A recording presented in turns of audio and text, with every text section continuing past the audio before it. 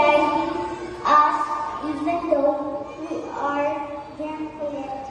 To my nanay Tingay, thank you for the work for me. I love you, nanay. To my tata Michael, thank you for teaching me and helping me to my studies. I love you, tata. To my family, to my lola, titas and titas, thanks for loving me. I love you all.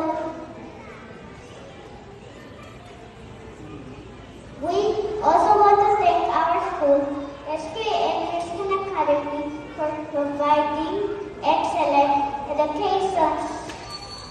Thank you for our dear Lord for this life, for giving us the wisdom and knowledge we can use to move up. To my fellow graduates,